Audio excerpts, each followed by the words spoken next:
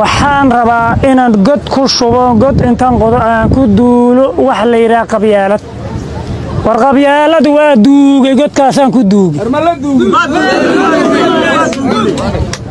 waa dhaxtaalka toddobaadka iyo dhacdooyinkii aynu soo qaadan jirnay waxaana idin soo gaarsiinaya aniga oo libax barqiye ah sakuuye waa muslimiin sunni ah ka tirsan qabiilka dirkana soo guuray degmada Afgooye horaantii qarnigii 18 kadib dagaal magaalada marka ka bilaabmay oo u dhexmaray Biyamaal iyo Suldaankii Galadii iyaga oo u soo hayaamay dhanka iyo Marsaabit haddaba odayaashii Sakuuye waxa ay sheegeen inay la degeen Randiile oo ay qaraabo ahaayeen in muddo ah Sakuuye markii dambe waxa ay dadaal u galeen faafinta diinta Islaamka odayaashii Sakuuye oo hadalka sii wata ayaa sheegay in ay la kulmeen laba kooxood oo markii dambe ay samaysteen Sakuuye iyaga oo noqday 7 beelood oo ku abtirsada beesha Biyamaal iyo 5 beelood oo ku abtirsada Garre ayaa noqday Sakuuye magacaas oo ay dadku u yaqaanaan Boorana oo la macna ah reer Sakuuye haddaba dadka reer Sakuuye markii dambe waxa ay ku biireen dagaal libin ay ka gaadheen oo la magac baxay Dabal Guri inkasta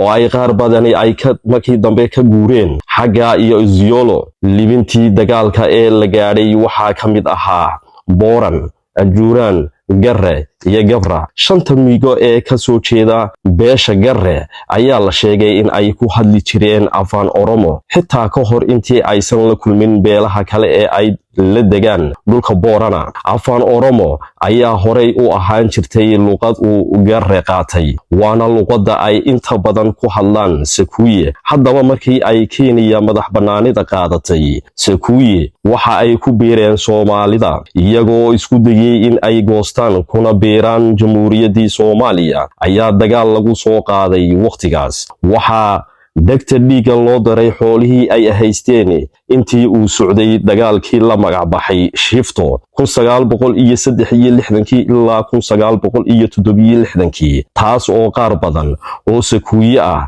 ka dhigtay sabool kadib markii uu burbur ka soo gaaray xoolihii reer Sakuuye waxa ay noqdeen Xuseeniya oo ahayd xertii suufiyiinta ee uu aasaasay Sheekh Xuseen kaas oo qabrigiisu uu ku yaalo tuulo isaga loogu magac daray oo markii hore la oran jiray Baalle Ethiopia maanta dadka reer Sakuuye waxa ay u kala qaybsan yihiin Dabal iyo Siyoolo